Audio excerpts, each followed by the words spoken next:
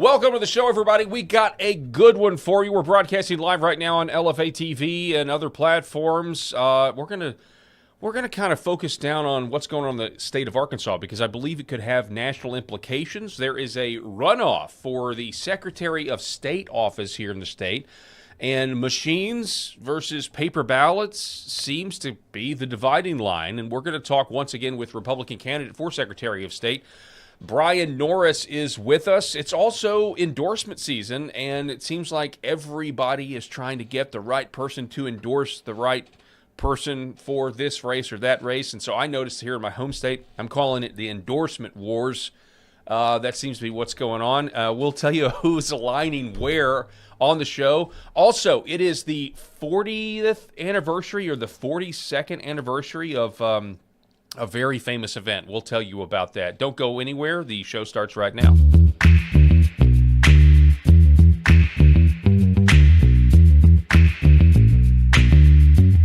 The Paul Harrell Program. All right, folks, welcome to the show. Thank you so much for being with us.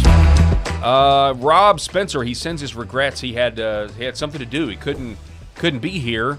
Maybe we'll tell you why later in the program. But I do have Eric Haynes in seat number 3. Eric, how are you, sir? Happy to be part of the conversation. As always, he's happy to be part of the conversation. And Bryan Norris is back with us. Bryan, how are you, sir? Better not deserve, good sir. Thanks for having me again, Yes, man. sir. I'm glad that you're safe. You're doing well. Let me be the first to offer congratulations to you, because the last time we had you on the program, we were gearing up to the primary. Mm-hmm. And it was a three-way primary, and you actually came out on top. You edged out, and so you advanced to the runoff, but it was a three-way race, and you came out on top. And I think a lot of people in the establishment in the state of Arkansas were surprised by that. What are your thoughts? Yeah, I think the club down in Little Rock was a little bit surprised, but you spoke about endorsement season a little bit before. And I do got some endorsements too, Mike Lindell and Justice Gableman and General Michael Flynn and Colonel Conrad Reynolds and a few others. But my most proud endorsements are the over 91,000 Arkansans that went out and placed my name next on their ballot when they voted for me. That's the endorsements that I care about most. In Arkansas, the people rule. Regnant populace. We don't have anointments. We don't have an aristocracy. We don't have ordinations. And the people came out and said, we the people will decide who's going to be our elected representatives. And they voiced their vote at the ballot box. And I'll forever be humbled that over 91,000 Arkansans placed their trust and confidence in me during that election. It's a pretty big deal, and it's wild. So the runoff now is March 31st, correct? Runoff early voting begins March 24th, with election day being the 31st. Yes, okay, sir. All right. So it is interesting. I don't know about you guys watching, but at least in our local races, it's mostly, in terms of the internet, it's mostly all done on Facebook. I mean, that's kind of where Arkansas is, and I think that's true for a lot of southern states. There's not as much political debate locally on X or some of these other platforms. It's kind of all on Facebook. But I have been watching on Facebook. I actually kind of stepped into a hornet's nest. I made a foray back into Arkansas politics last week, and just kind of gave my opinion about why I think the General Assembly in large is keeping it spicy. They've been out endorsing your opponent. Governor Sanders endorsed your opponent. Then we found out that Senator Tom Cotton came out and endorsed your opponent. And Lieutenant Governor. Okay. So Senator Jason Rayford. Yeah, no, I was just saying, like the entire General Assembly. I think your local senator here. Yeah. Probably all of them, but Senator John Payton, who's endorsed me, and Senator Brian King, who has endorsed me. Okay, so it's not the entire, not the entire. Yeah, but it's a lot. Yeah, it's a lot. So I think the memo went out. Yeah. Oh, yeah. Well, in some ways. And look, I get it. Your opponent, Senator Kim Hammer, he's a state senator. Politicians endorse politicians. Yeah, that means nothing to me. Right. That's exactly right. So it's just part of how elections are run. I'm going to pick my buddy to play on the baseball game we're about to have in the backyard as high school kids. Yeah. Because he's my buddy. Exactly. That's just human nature. Yeah. So, which is fine. Exactly right. It's so it is what it is. And I can get to the second point that I made in that post later. But Eric, what do you got? You got something? You're going to throw something out there? I'm just enjoying the conversation. Okay. This is great. Okay. All right. It's great Okay. having him here. So let's start before we kind of dive down to the specifics. Let's kind of talk generally. So last week, and I'm going to throw this up on the screen here. We'll start right here. Okay, so yeah, last week, let everybody see this. Hang on one second. There it goes. Sorry about that. The Gateway Pundit ran this headline last week. They said, John Solomon says China infiltrated voter ID bases, evidence set to explode as Gabbard, Ratcliffe, and Patel conduct extraordinary review. So if you click on that, it goes to John Solomon's, his reporting over on Just the News. He went on Benny Johnson's show. According to Solomon, the American people are about to learn the horrifying truth. Communist China has successfully penetrated state voter ID databases to conduct influence operations during U.S. elections. According to Solomon, the investigation involved senior leadership from the CIA, FBI, and the Office of Director of National Intelligence. During the interview, Johnson asked Solomon about the situation unfolding in Maricopa County, Arizona. Of course, we had a subpoena there, grand jury subpoena, where investigators recently seized election-related materials through a grand jury. So, Solomon clarified that the operation was not technically a raid. Anyway, it was very similar to the headlines you got out of Fulton County, Georgia, Brian. And Georgia was ranked number 1 for election integrity by the Heritage Foundation in 2020 as well. Yeah, okay, I remember us talking about that. Yeah, which is a huge red flag. Because Little Rock loves to wave that number 1 rating from the Heritage Foundation. Yeah. Didn't work out so well for Georgia. No, it didn't. Well, and as a matter of fact, there's a sworn affidavit that we covered on the show last week, kind of resurrecting. Rasmussen Reports was really good at this, trying to resurrect where all of our minds were in 2020 as we all saw what we all saw, right? We saw it get stolen. And so he started posting these affidavits from people that were saying, look, this is what I saw in Arizona. And one of the things they saw was that they were sending workers from Arizona to Georgia. So there was a connection between whatever scam because the guy said he went to deliver a FedEx package. He went back to the back room and there was just ballots everywhere. Yeah. And again, a guy swore under penalty of perjury that this is what he saw. Yeah. And he also said that they were sending people from Arizona to go work. Didn't we have a mail carrier that testified the same thing up in Pennsylvania, New York? Yeah, that sounds right. Yeah, the post office seemed to have been involved in a lot of things. The big thing you were hitting on was the China piece. Yes. And as a former military guy, if I was China, I would do that all day, every day. In military doctrine, that's something we call low risk, high reward, meaning at minimal risk to myself, my personnel, my wealth, my national security, I can influence a huge impact on my adversary, right? So when you think of the logistics of infiltrating our elections and getting a few select people that you want into positions that you've massaged a relationship with, right? What's the negative impact for China if they get caught? Whoops. Yeah. Oopsie. Absolutely nothing. I mean, absolutely nothing. I would do that all day. In fact, our doctrine tells us that if you find that avenue for a low risk, high reward, you are to exploit that opportunity until the enemy forces you to stop. So I don't blame China. I blame our government for leaving that door wide open. Yeah. Well, and the voter rolls are certainly something that's come up recently. After I haven't got a chance to talk to you about this, but we interviewed Dr. Andrew Paquette twice over the last 3 weeks.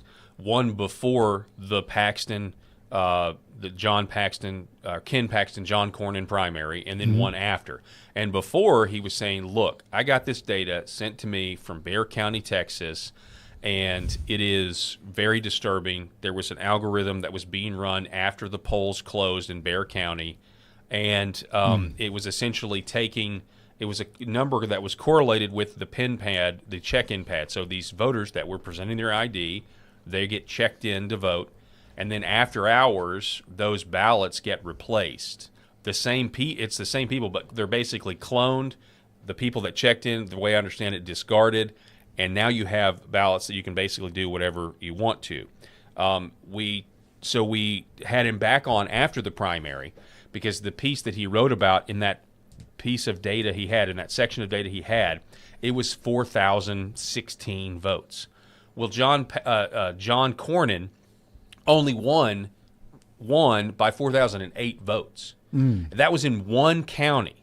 And so the idea that of all the counties in Texas, I don't know, what do they have, 100 something, that it was only going on in one county is kind of preposterous. Yeah. Anyway, this statistician, Dr. Paquette, basically said the real winner of that primary in Texas is unknowable.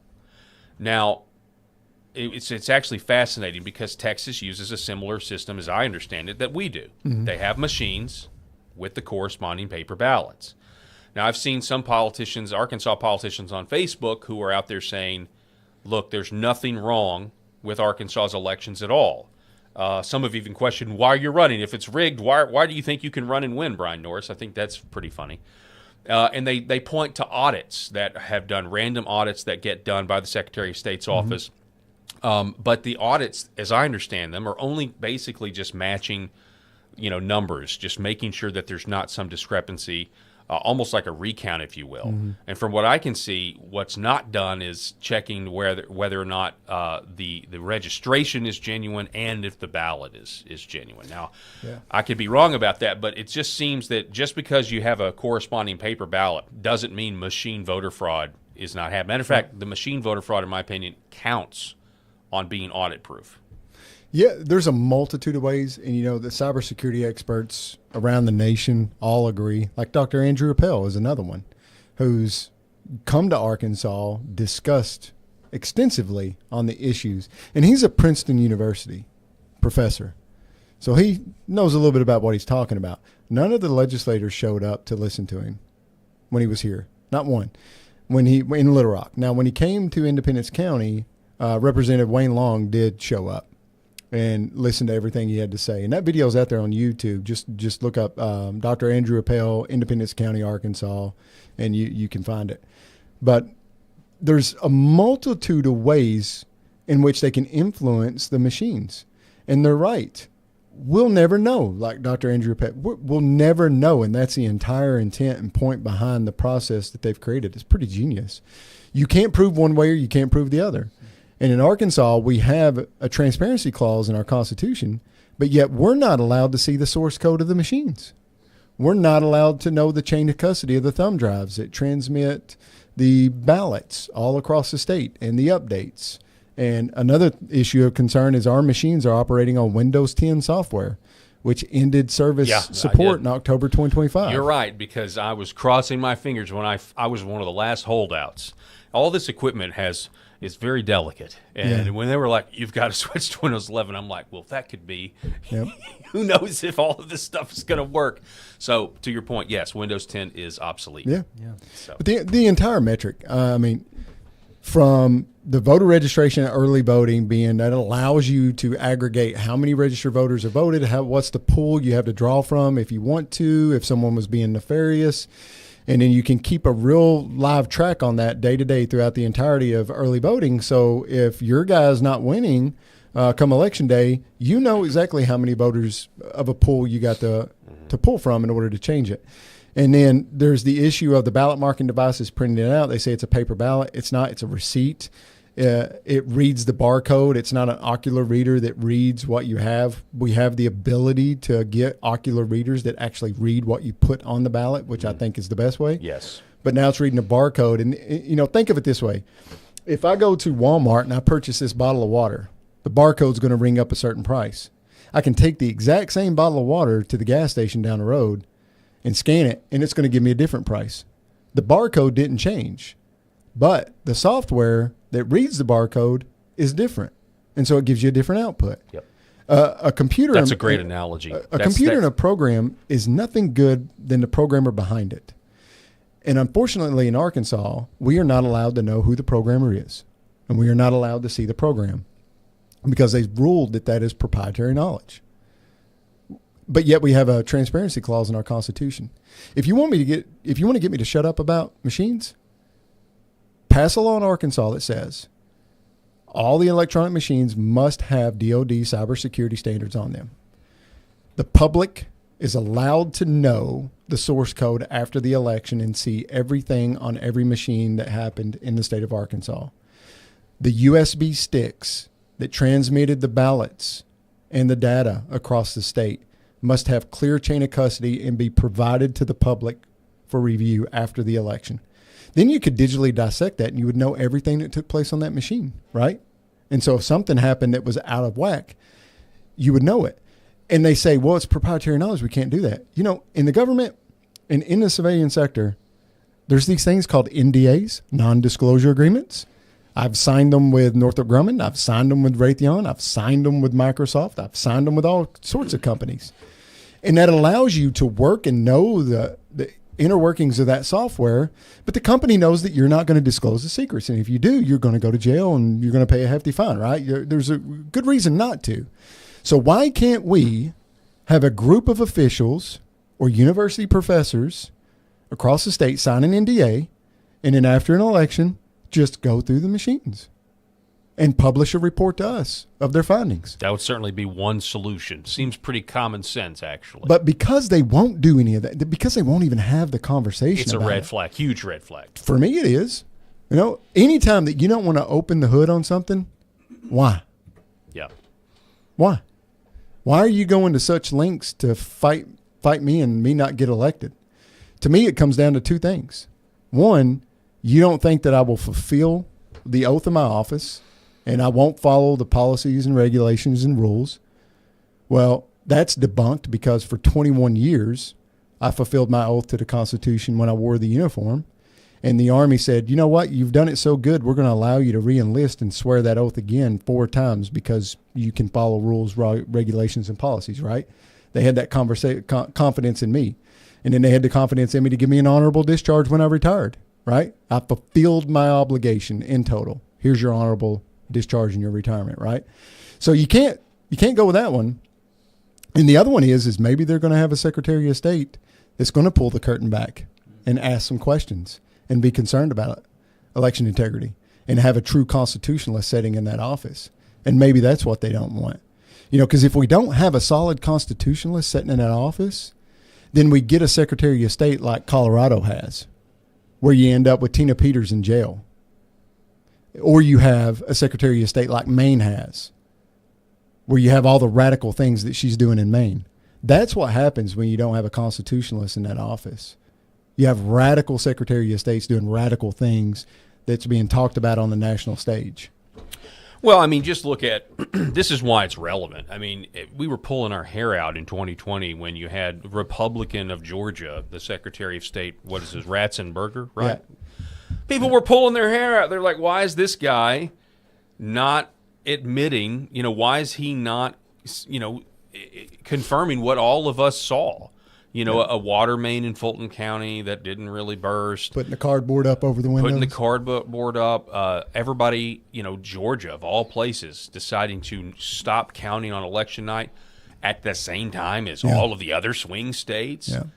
And then you got this guy that's going to essentially gaslight the entire nation. Well, he was a Republican. You know, Kemp was a Republican.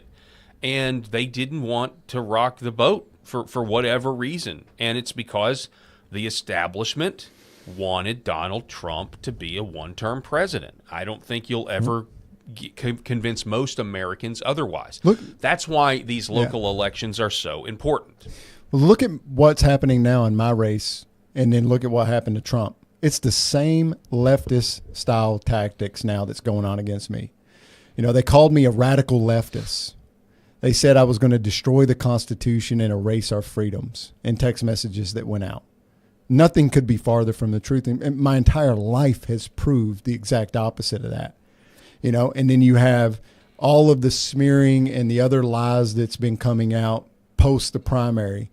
And Little Rock basically just ganging up on me for whatever reason with these leftist tactics, saying these outlandish things constantly over and over again. And then today, apparently, I'm not pro-life. Yeah. Which is the newest thing. Yeah, Eric actually got a text message based on that. Yeah, can I ask you about that? Yeah. It's pretty wild, man. This is a really important topic to me. My family, my wife and I are, you know, very, very pro-life, and we have 4 children under the age of 12. Every day is a circus in our house, and we love it. Yeah. We couldn't be any more happy. Kids are the biggest blessing from God. Amen to that. So I get a text message today, and it says, Arkansas Right to Life endorses Kim Hammer for Secretary of State. I'm proud to have a 100% pro-life voting record in the state legislature.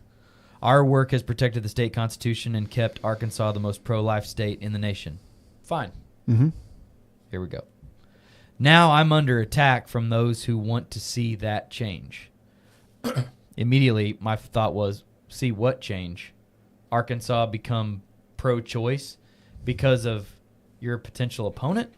And the Secretary of State doesn't make legislation. Then I went to the next part that said, where it said, that's wrong, and we must stand up to this nonsense. Will you join me in the effort to keep Arkansas pro-life? Reply 1, now, if I can count on you, and here's where it got real weird. Reply 2, if you want information on how my opponent would allow this.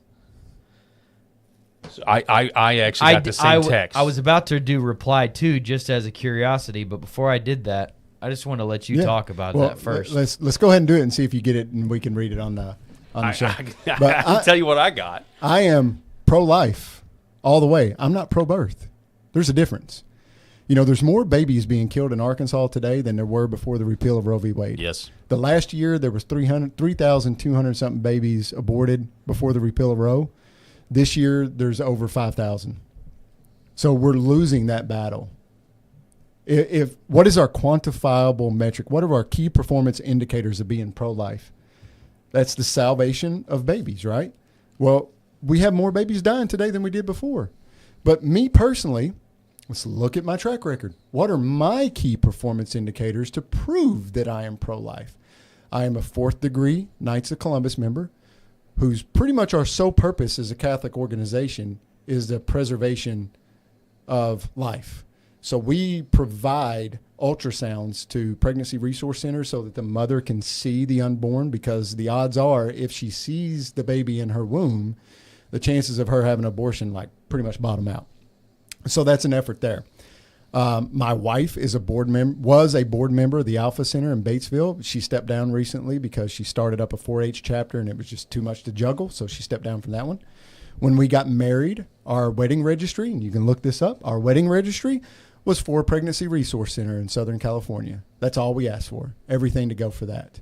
If you talk to anyone in the Catholic parishes of the Archdiocese of the Military Services, they will confirm my efforts of being pro-life, not just pro-birth.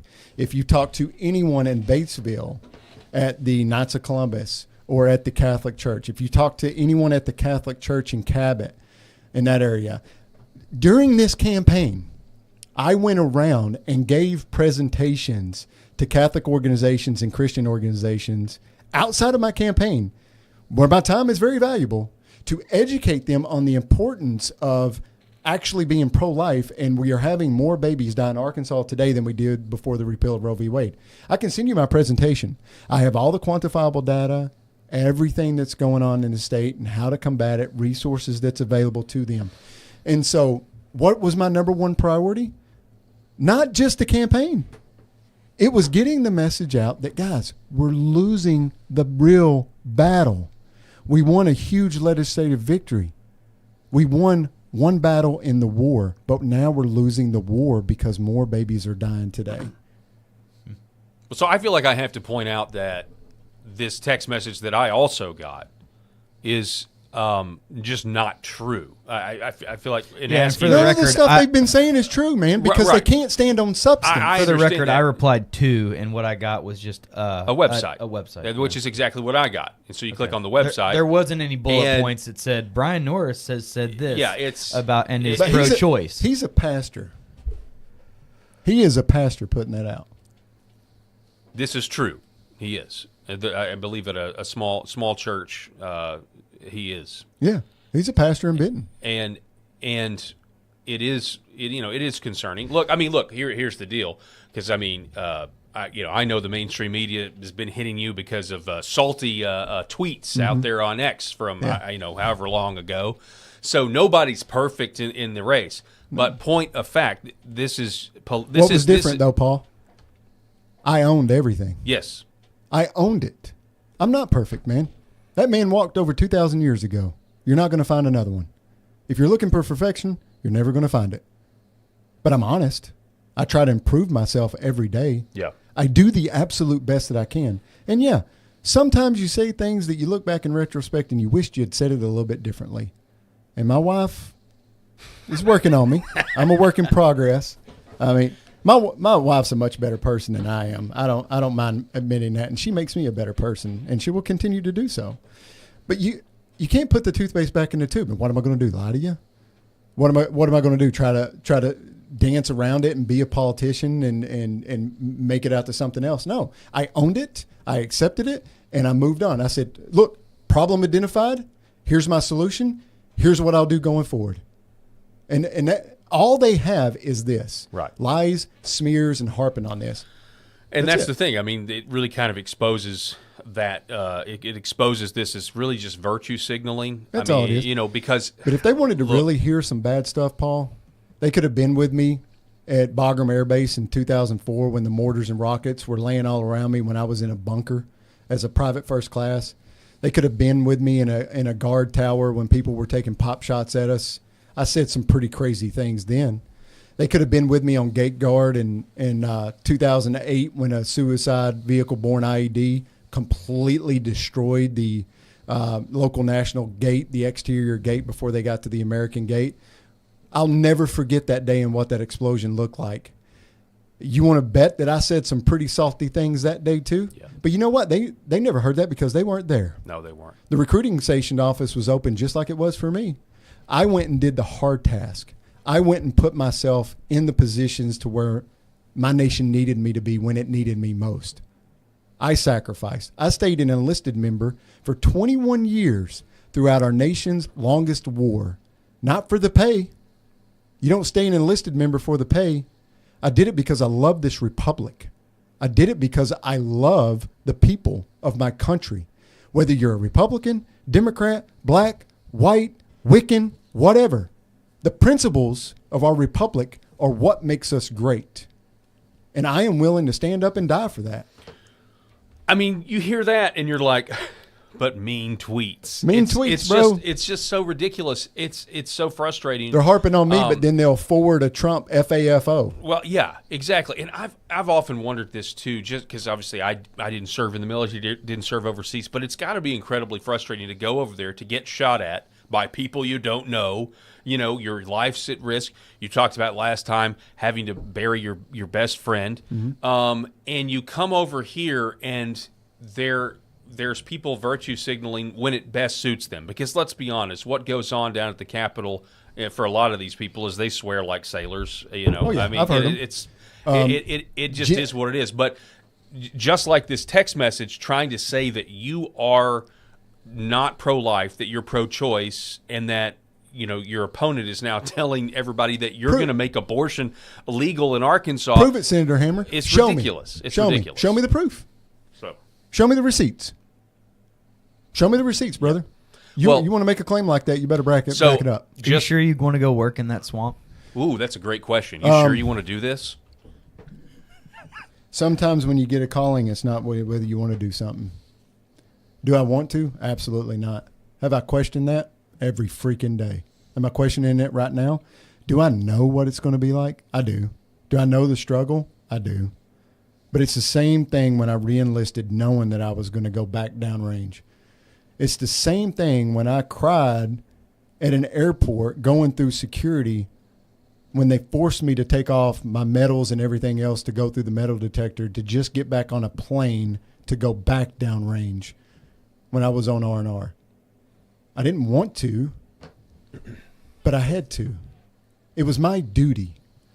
And the reason why Little Rock is in the shape that it's in right now is because too long people that are good people have sat on the sidelines and not done the things that have needed to be done to fix the swamp. We all talk about it. We all are disgusted with a lot of the things and the behaviors and the attitudes and things that we see. But we don't have enough good people throwing their hat in the ring to make the changes that need to be made. And I know it's going to be a sacrifice. I know it's going to come at a cost for my wife. Who knows what all else is going to transpire from out this process? But I'm going to take away as many opportunities from them as possible to get at me, to just put roadblocks in front of me, to get underneath my skin. One of the things about, maybe God prepared me for this throughout the course of my life, through all the things that I've been through and seen and done, is I just don't really care. Like, at the end of the day, when it comes down to it, I'm going to lay my head next to my wife, and she's the one that I'm really caring about. Now, I love my kids. Don't get me wrong. I absolutely love my kids. But our love is a conditional love. One day down the road, there's going to be another man that comes into my daughter's life, and they're going to go on and live that life. I'm still going to love them. But at some point down the road, it's going to be my wife laying at my deathbed. It's going to be my wife changing my bedpan if we ever get to that stage in our life, right? That's an unconditional love. So as long as I can lay my head on the pillow at night and look at her and she's smiling and not frowning at me, I don't really care what the rest of you think about me. I just don't. If you want to come on the team and work hard and move Arkansas forward, create an environment of success in this state to where our grandkids and children can thrive and not just survive, if you want to actually have secure, transparent, honest elections full of integrity to where the will of the people is reflected at the ballot box, I'll work with you all day, every day. You have never heard me belittling these people. You have never heard me call these people names. You have never heard me attack them or anything. Now, Hammer can say that I'm attacking him, right? But all I'm doing is pointing out your record and drawing a contrast of what you've done. Everything I have said points back to a legislative record that you've done. That's not an attack, sir. That's just informing the body electric of your record. Yeah, it's called a mirror. And in my experience, the voting record is the legislator's mirror. And a lot of times when you show that to them, they don't like the image they see. Yeah. And so they attack the person showing them the mirror. This is how you voted. And I don't have that. This is my first campaign. Right. I was pulling up earlier, and I thought that as I was getting out of the truck, I thought, I wonder what keeps Bryan Norris up at night. I know what keeps me up at night, dealing with things, thinking about things, my life, your life downrange, all those types of things. And I just wondered kind of what keeps him up at night when thinking about moving into opportunity to serve in this role. And I appreciate you opening up about that, because we need people that are going to speak clearly like that. To be honest with you, not much keeps me up at night. Now, I don't sleep a whole lot, and everybody gets to know me. They know that. I get around 5 hours average, sometimes 6. That's about my running rate. But it's not because anything's going on. It's weird. I was talking to a buddy about that the other day. I was like, my wife laughs at me all the time because there's no warm up to my day. It's like, boom, what are we doing? Starts. You know what I mean? It's the weirdest thing because I don't remember like sleeping. Like I don't remember it. I'm laying in bed and my eyes are wide up and I'm ready to go. And my typical morning is wake up next to my wife. I run downstairs, have a quick cup of coffee, espresso. I'm a coffee fanatic. I love coffee. And then I get in a cold plunge at about 43-degree water. Nice. And then I get out of that and I get in a 150-degree sauna for 20 to 30 minutes. And then after that, I literally work out trying to punish myself. That's the way I view my workouts. And I do that because of all the injuries that I've sustained. I have figured out that if there's certain things that I don't do, I'm just not able to do things that I want to do. And who knows how long I can keep this off, right? I've got like 6 surgeries now over the last 10 years. But the regimen that I have going right now with the cold plunge, with the sauna, with the inversion table, and with the workout keeps me lubed up. That's what I try to explain to my wife. I was like, it's kind of like the Tin Can Man. I kind of come downstairs like this, and I have my coffee, and I'm kind of hunched over walking out to my home gym, and then I staggered, get into the cold plunge, and then that is kind of, it doesn't make sense because it's cold and you think it tighten everything up, but it does relax me. And then I get in the sauna, and that really relaxes me. And then I do the inversion table, and that stretches everything out. And then I just go at it. Because my thought process is if I can strengthen every muscle around all the injuries and everything that I have, then I can compensate better for those injuries and perform longer. The surgeon asked me 2 or 3 surgeries ago, he was like, well, what's your go outcome for this surgery? And I said, I want to be able to throw the ball with my kids. He was like, well, I can't promise you that. but I can promise you it won't hurt as much. And if you do the work necessary, perhaps you can throw a ball with them. And that's it. I want to be able to throw balls with my kids and my grandkids. I want to be able to run around with my future grandkids. So if this is what I got to do to stay feeling a certain way, then I'm going to keep doing it. That was a long rant about. No, it's good. It's actually the perfect time to tell you about red light therapy. Oh man! All of the aches and pains. If you've never heard about red light therapy, I want you to go to redvivehealth.org/Paul. That's redvive VIVE health. I just had a text message from Fred. He needs the red light. So this is red light therapy. These panels are not like your normal panels that you can get other places. This is patented technology. Beam angle is patented. It's really fascinating. We're talking about red light and near infrared light. Now, these are two spectrums that are naturally emitted by the sun, but it's when the sun rises, that red light that you see, and when the sun sets, that same red light. This is focused, concentrated doses of this, and what it does is it penetrates your body to the cellular level, stimulates the mitochondria of the cell, basically kind of biohacks. It's called photobiomodulation. You can look it all up. Go to redvivehealth.org/Paul. With my name, Paul, you will save 35% off. That's 35% off. But if you don't even, if you're not even ready to buy, just go to the website anyway, is what I tell people, because if you do that, they've got all the science there. Dr. Desai is a great guy. Matter of fact, it's so effective. I interviewed Desai about a year ago. This technology is so effective, folks, that he's getting pushback from orthopedic surgeons because of this. Because this is making people's pockets a little lighter. Because instead of going to the surgery, you can try this high intensity red light. And there's different models. You've got the 300, the 600, then they've got the big one, and they can come with stands so they can go parallel to the bed. So just give it a try. Redvivehealth.org/Paul. And again, my name, Paul, saves you 35% off. We're talking with Bryan Norris. I want to reset here because this clip, we were talking about this before we went on the show, Bryan Norris, and it had to do with this Facebook clip here. Okay, so here's John Solomon, again, saying that maybe tomorrow, now this could not, I was just going to say this could not be, for our Kansans who are being asked to vote in 2 weeks, this stuff like this could not help. This could not be at a better time. Who's the only candidate been screaming about that? Exactly. And so it's not just Chinese infiltration of the voter rolls in our country. And by the way, that doesn't mean it's happening every election. Nope. Because if you take a situation like John Cornyn and Ken Paxton, that's a lot of money that was on the line. Paxton spends $5 million. All told, all the groups that supported Cornyn, they spent $100 million. Yeah. So there's a lot of money at stake. There's a lot of money to pay people to potentially rig elections. So it's not happening every single time. It is understandably selective. But this is we also have to consider Chinese components manufacturing the components that go into the voting machines. That's also something I've heard people talk about. But here was John Solomon. I believe this was earlier today. Mm-hmm. Republican and the Democratic side. And I think the reason why is that when we had similar revelations in 2024 in Great Britain, that Great Britain's voter registration databases had been hacked by China, it created a national scandal, an outrage.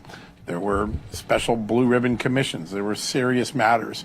The United States has known of similar problems of China infiltrations of our voter data going back to 2020, and they've done nothing about it. They have kept it a secret, and I think that is what the goal here is, to come up with any narrative to diminish what we're going to show. Now, I've yet to get the documents from the Trump White House or the Trump intelligence agencies, but remarkably, I've been able to get good documents from Biden-era intelligence officials. They've been more cooperative in trying to get the truth out about China's infiltrations of our voter databases. And tomorrow, I suspect part of the reason the intel agencies don't want this out is they don't want to have to talk about it tomorrow at the oversight hearings that begin for the national security apparatus.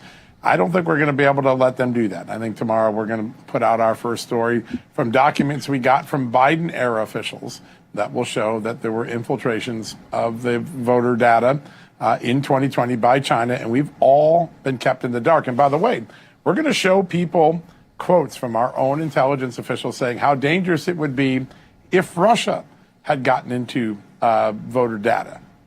Apparently, if Russia does it, it's a bad thing. If China does it, apparently we just keep mum about it. Tomorrow, we're going to let people see what we've gathered to date. Sadly, we don't have a significant amount of transparency from the Trump intel agencies or the Trump White House yet. I hope that changes before we go tomorrow, but we hit the go button tomorrow, and people will get to see exactly what our government has been sitting on for nearly 6 years. So, I mean, there's been all kinds of reporting. We're all waiting on Tulsi Gabbard's report. It was ready, or at least part of it was ready in June of 2025.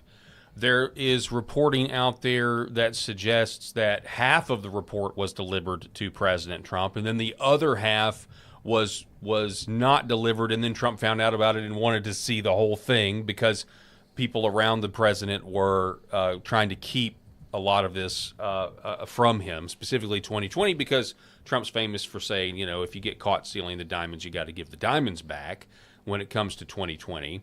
But this is a long time coming. There's also people that believe Maduro is involved, and that's one of the reasons we went, you know, one of the many reasons we went into Venezuela, because there is a connection with this software and Venezuela and where it came from. There are those reports that are out there. So this is something that you would think any conservative Christian red state with this information would want to make sure there is no way, no possibility it could ever happen here. Yeah, take away the opportunity. Exactly. And another way to look at it, Paul, is in Arkansas, we have enacted legislation to keep China drones out of our state. We have enacted legislation to keep China-owned data centers out of our state. And we have enacted other legislation to keep China electronically out of our state. But yet, we won't enact legislation to keep them out of our electronic voting machines. So if it's so concerning to have them in drones, to have them in data centers, and farming equipment, shouldn't it also be as concerning to have them in our electronic voting machines? 100%, yeah. I mean, it's like the most basic national security. But then the question. The other night on Channel 7, my opponent said that he was okay with Chinese lobbyists being able to stay in Arkansas and lobby. In his interview with Channel 7. What question was that about? Discussing about having lobbyists and stuff, foreign lobbyists, and specifically having Chinese lobbyists in the state of Arkansas. And he said he was okay with Chinese lobbyists influencing our body politic. Well, I mean, I'm old enough to remember when Governor Asa Hutchinson's son was running a law firm with Chinese clients, the same clients that had been given economic development sweetheart deals. So I'm old enough to remember when that was going on, and really there was never any consequences for it. Well, greed is an easy way for China to influence things, and they know Americans have a tendency, a lot of them, to want material things. Unfortunately, they are pulling that lever very effectively. It appears. Yeah, still now. Yeah. Go ahead, Eric. Can I ask you about Senate Bill 212? Oh, yeah. Yeah. So I read an interesting article and wanted to get your thoughts on it. Article states that Senator Hammer filed SB 212 to create a special enforcement unit inside the Secretary of State's office focused on citizen ballot initiatives. The unit would have sweeping powers, subpoenas, compelled testimony, and access to private communications.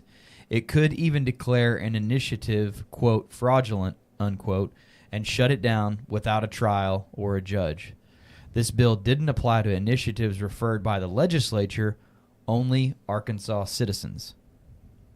So my question is, how do you feel about this Senate bill that was filed? And, you know, it's scary, man. Okay.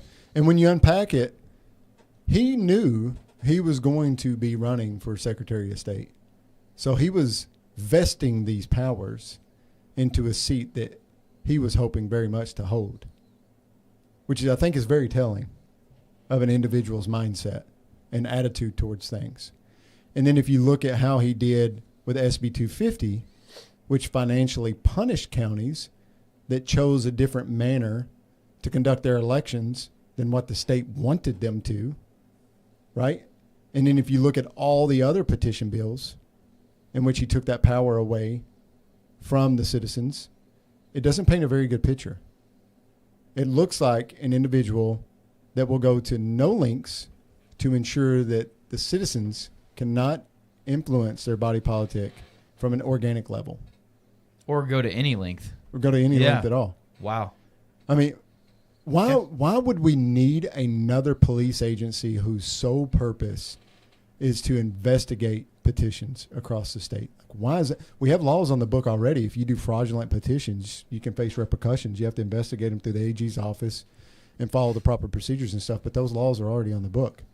Why do we need an organization that without a judge and without a jury can, apparently from what you said, find you guilty and dismiss everything that you were doing? Is there any kind of financial repercussions or it wasn't mentioned in the Conduit News article, but I was hoping to just get your thoughts on it and dig a little bit deeper as we go along.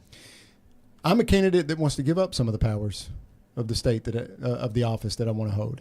When it comes to redrawing the district lines after the census, there's 3 people in the state of Arkansas right now that do that: Secretary of State, Lieutenant Governor, and the Governor, or the Attorney General, or the Lieutenant Governor. I can't remember which one of those 2 it is right now. I would like to give that up. I would like to see that go to an independent third party that is not owned by a political party and will do what is fair and right for the people of the state of Arkansas. Because we don't need Northwest Arkansas looking like Little Rock looks today, where you have 4 Senate seats that touch the city of Little Rock. You know, the major population growth is taking place in Northwest Arkansas, and I think there's 2 senators up there now, 2 state senators now in that area. But when we redraw those district lines, 52% of the population of Arkansas now live in urban Arkansas. So when we redraw those lines, if we have 6, 8 Senate seats that touch Bentonville, Springdale, Rogers, Fayetteville, now with a House that has, maybe 40 seats with the new census after the next growth that we've been experiencing in the state, if you have 10, 12 of those that touch Little Rock and Northwest Arkansas, they can filibuster just about anything. They can stop just about anything as a collective group. So it'd be basically a way, this is assuming that the more urban areas are going to be more Democrat, more liberal. Is that what you're saying? Or I don't know if they would be or not. I mean, if you look at Clint Penzo right now in Northwest Arkansas, he's a rock star. Yeah, he's a good guy of it, and that's a major. He represents one of the largest offices. So it's not necessarily partisan. It's not necessarily, which is why you want it to be, at least attempt to be nonpartisan, if that's possible. I'm not even sure if it is, but it should belong to a group that's not party aligned. It should belong to a group that's going to take the population of Arkansas and draw it up equally for representation. That's it. So that you got a fair shot. So that rural Arkansas gets just as much of a voice as Little Rock. Yeah, so we don't have a Hunger Games situation. Are you familiar with the way they govern themselves in those movies or those books? Yeah. The more rural places, districts? the districts. The more rural places are the worst places to be, and they have the least amount of representation and wealth and everything else. It's always that way because people in rural are working. They're busy. Yeah. They're up tending animals before the sun comes up or crops, and they're staying out after the sun goes down tending animals and crops. Yeah. And then whatever free time they get, they're spending it with their families and their kids and trying to maintain those relationships. They don't have time to do everything else. But when you're in the city and you're in Little Rock and you got a 2-hour lunch break, you got plenty of time to play golf on the weekends, you got plenty of time to go to cocktail parties in the evenings and influence the body politic and sway them to your way, and you don't have to drive 1 hour, 2 hours, 3 hours, 4 hours to do so. I mean, that's how it happens. And the only way that we can mitigate that is fair and equal representation. On that point, this is just it's connected to it, but it's at the federal level. I don't know what year, maybe we could look this up, but at some point somebody decided, look, we've got to cap the United States House of Representatives at 435 members. When in reality, the Constitution says that for every 30,000 people, you could have a congressperson for every 30,000 people. Now, maybe that's too low of a number for today with 350 million people, because then you'd have a legislative body that looks like the Galactic Senate from Star Wars. Well, why not say it 100,000? Yeah, maybe you could just say, hey, every 100,000 you get, and so I think a lot of citizens or Yeah, people. that's another question. yeah, citizens. Should be citizens. Thank you. If it was up to me, it'd be landowners, but I don't want to. We'll circle back to the SAVE Act here shortly. Yeah, we will. We'll circle back to the SAVE Act here shortly. That's being voted on Wednesday, right? Yes, they're going to vote on the Yeah. SAVE Act Yeah. Wednesday without the talking Gotta have filibuster. gotta have the SAVE Act, man. Yeah, but so let's just talk about that right now. Okay. Aside from the fact that we could put a pin in that, but that would solve a lot of our problems. We've got to get more. If we had more representation for smaller groups of people at the federal level, you wouldn't see a lot of this. It's only gotten more and more corrupt because the big money, the corporations know they only have to lobby and pay off, or they only have to blackmail, or whatever it is. They only have to fill in the blank 435 people, and add 100 to that, 535 people total in D.C. 535 legislators in Washington, D.C. represent 350 million people. Yeah. That's insane. 535 legislators in Washington, D.C. are responsible for a $5-6 trillion budget. That's insane. So this would help in a big way if we were to try to rethink things. And you know what? That might mean that you have to do some capital renovations, or maybe with the technology we have, you could vote federally and just stay right in your own district. You can't do capital renovations. What are you talking about? You Just can't a make thought. the White House look better. Oh, yeah, the ballroom. You can't have a ballroom. Hey, by the way, I really do think there's something to never let a big construction project go to what you know underneath the ballroom are isn't going it- in some isn't- pretty incredible technology. Isn't Yeah. Great point. I mean- I was going a different direction Oh, where because you it's going? all privately funded. Yeah. But now I see where you're going. Well, no, I'm just saying, like, any time they do renovations to the White House over the years, there's tunnels, there's It's gonna be secret, Fort Knox under I mean, that thing. it's Yeah. going to be a glory. I mean, It should be. yeah. It's going to be something pretty incredible down there that we'll find out what it is in 50 years, Probably. I'm sure. But yes, the SAVE Act on Wednesday. John Thune, worthless, doesn't have the leverage on these other senators. But here's the deal, Bryan Norris. This is what dawned on me, and you can ask Eric, and if Rob were here, they would back me up on this. I have been so angry at the realization that it's not just that many of these rhino senators don't want voter ID, they don't want to end paper ballots. Many of them, they themselves may have benefited from rigged primaries in the past. It's not just that. That can be more subjective.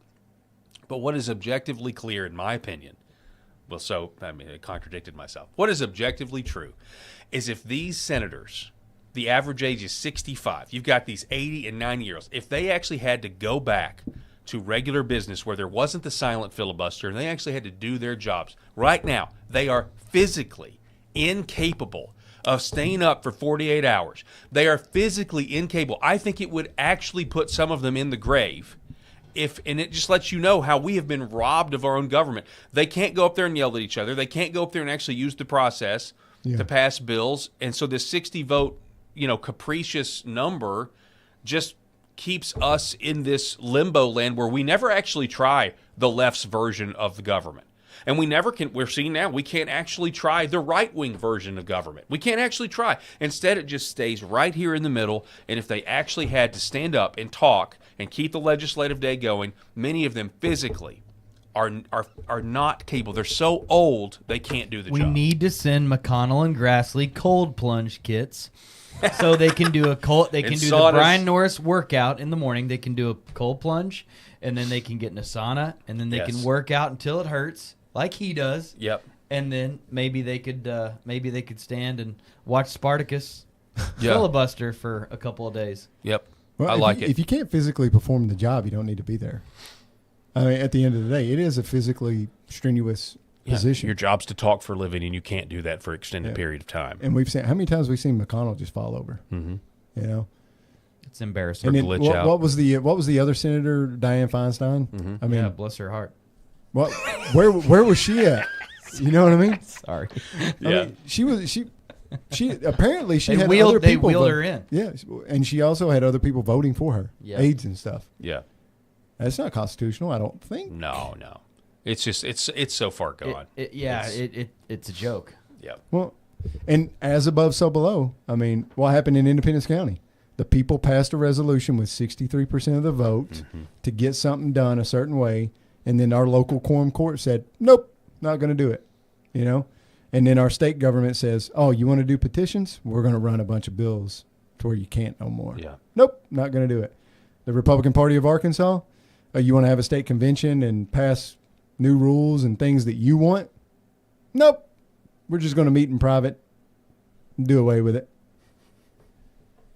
Why do politicians have a shelf life, you think? They really do. I mean, and I say that knowing full well. I mean, just I got a shelf life. yeah, you have a shelf life. I had a shelf life in the military and leadership. And we can't get so hung up on personality. We have to look at politicians as tools to advance the people's agenda or protect the people's rights. So I'm not trying to be offensive, but politicians do have a shelf life. It seems like they get down there and they're only going to be good until they're not. And that's different for everybody. Look at it this way. The United States military is probably the only government institution that has any semblance of confidence from the American electric. Why? Look at what they do. You cannot stay in a leadership position for more than 4 years max. 3 years is the average. If something happens, you might get 4. It's because they know they have to have a rotation of new ideas to keep the spear sharp, to get people out of their comfort zone, to wake them up and get them moving, to get new commanders that come in and want to distinguish themselves and move forward and do something different, to sharpen, iron sharpens iron constantly in the military because of that rotation and not being able to stay in that position for far too long, right? And you're only as good as your next game. So if you want to, when you get done and you were successful, you got to look at your next command that's coming a couple years down the road in another unit, and you got to excel even better. But also, who has copied that methodology? Corporate America has. How many times do you see executives getting rotated out? Yeah. They stay 4, 5, sometimes a little bit longer, but they never stay 30 years. They never stay 40 years.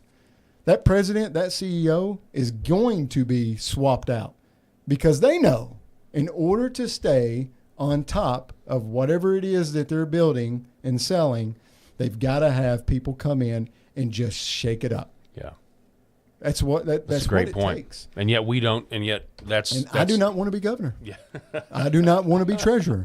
I do not want to go to D.C. Oh, well, let me just tell you, the people in Little Rock don't want you to do that either. We agree on that. Yeah, well, they're very worried. Let me just tell you, they're worried about you, Brian. There's nothing to worry about. Well, what I mean by that is you winning this race, if you win, or I know you would say when you win. I'm going to win. They know that this will be a rebuke of the establishment. There's no question you're the grassroots candidate, and Senator Hammer's the establishment candidate. The establishment is backing him. The governor's backing him. United States Senator Tom Cotton is backing him. And this is a good segue into Mike Lindell, and among other people are backing you. Talk show host Doc Washburn recently was interviewing Mike Lindell, and he said this about you. I am endorsing Bryan Norris.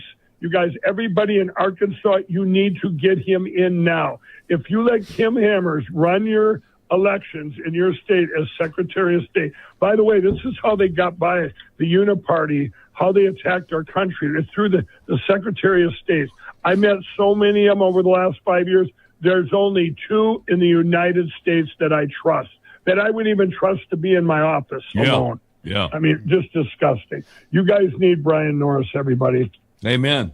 So again, that was Doc Washburn. Mike Lindell, the pillow salesman who was out to save America and has worked very hard and at great personal cost to do it, says that Arkansas needs you. Why do you think Mike Lindell wants you as Secretary of State? Because my life has been nothing more than doing what I say I'll do and following through with it, even at cost.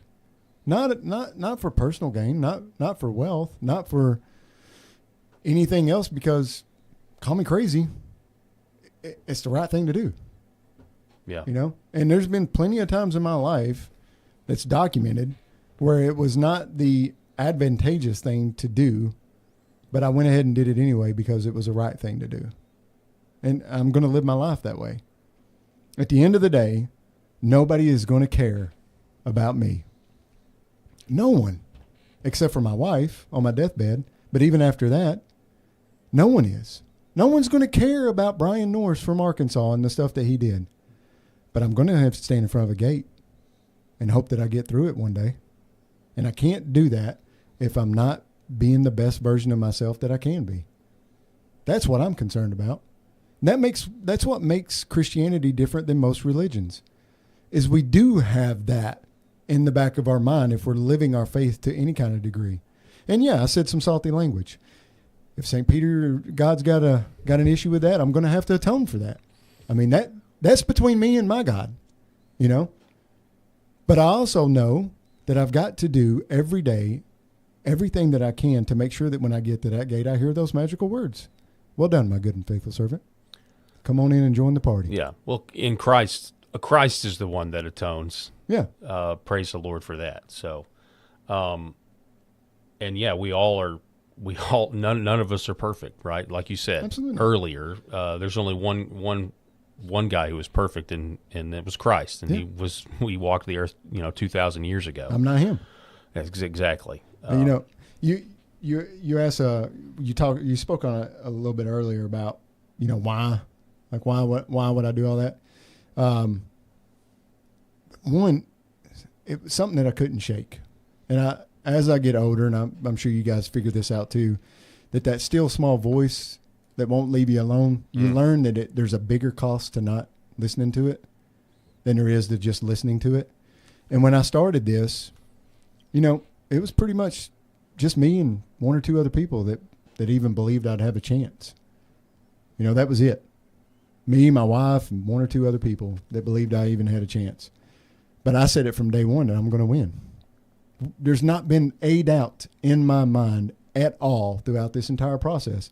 And people laughed at me. One of the best quotes that was given to me was up in Northwest Arkansas after, about 2 or 3 weeks before the primary. A guy walked up to me. He said, "You know what?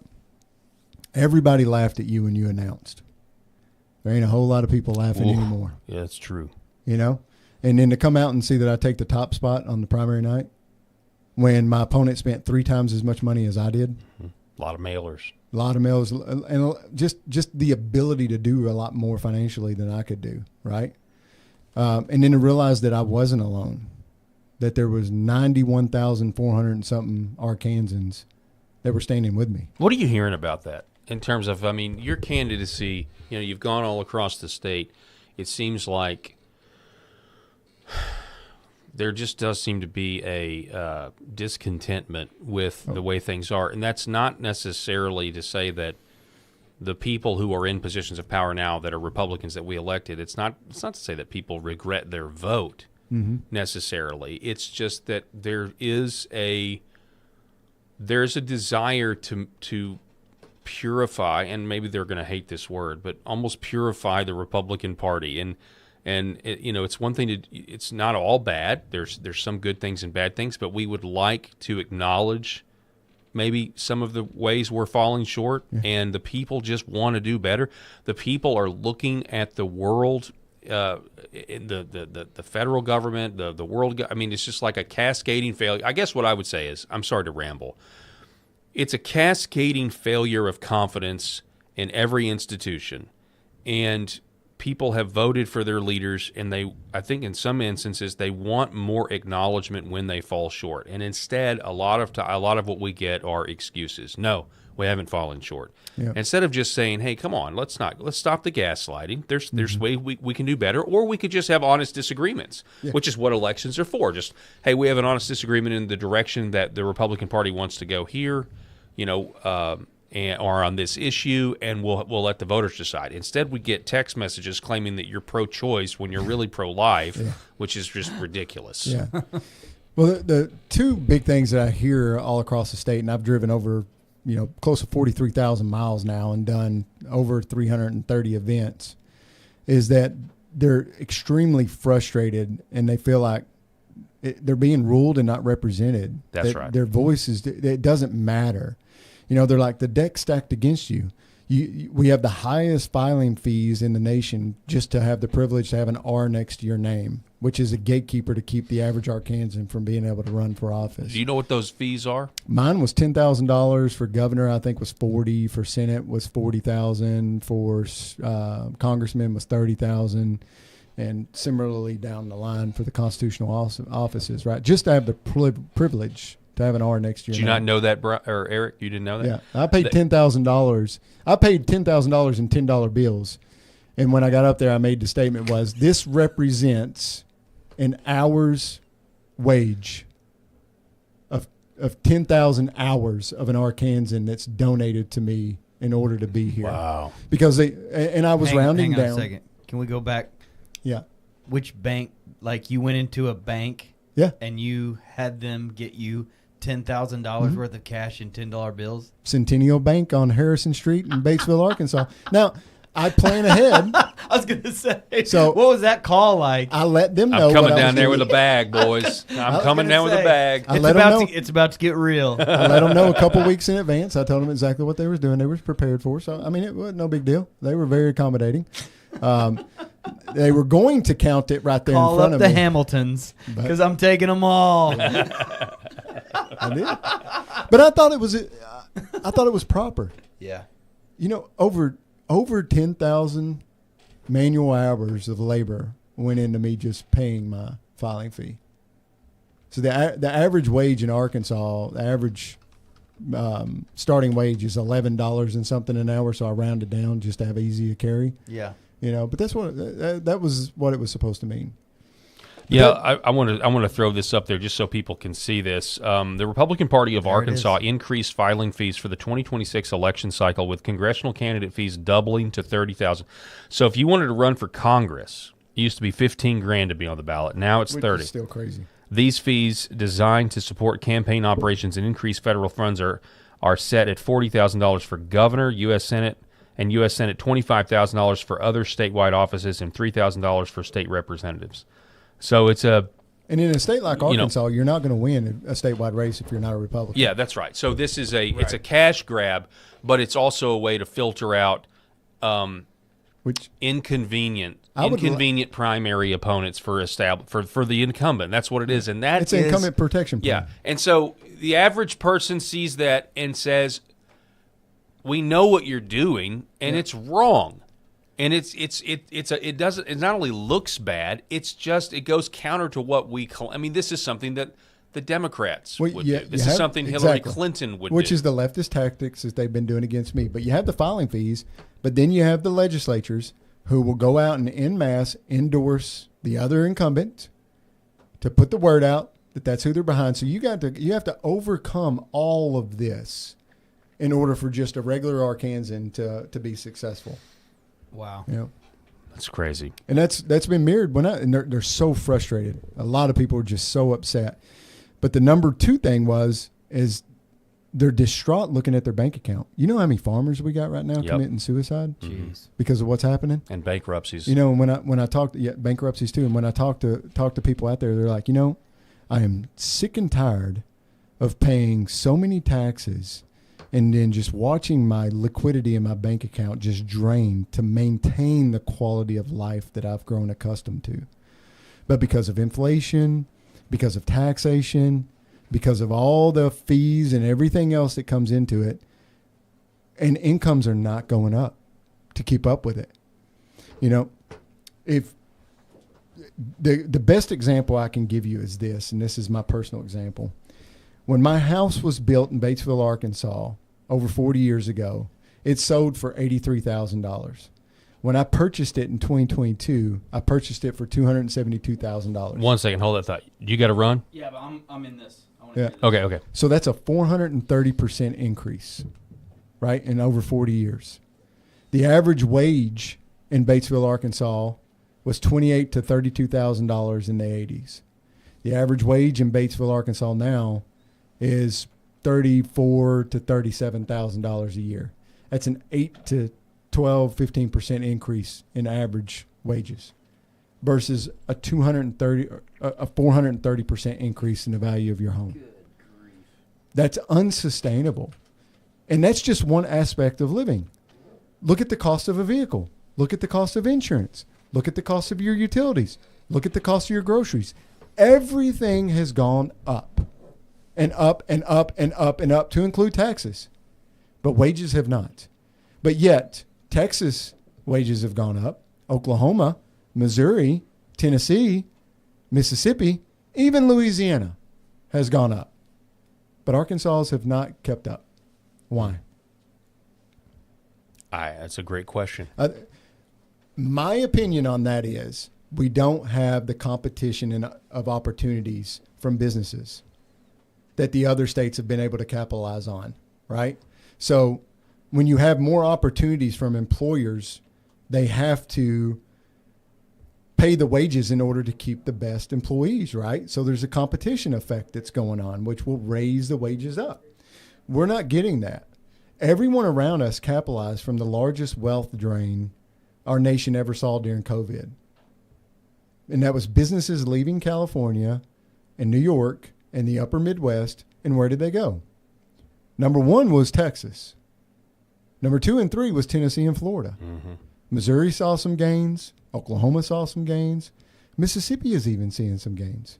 Louisiana is seeing some positive gains. But Arkansas did not receive any gains. And I believe it's because our business climate is not conducive to them to come. It has to be. Yeah. We're more centrally located. We have access to navigable waterways that get to international waters via the Mississippi. We have more water, natural water, than pretty much all the other states do around us, just by way of how we feed into the Mississippi. Maybe Louisiana probably has more water than we do. We have great road infrastructure to get to all lower 48 contiguous states. We have good rail infrastructure.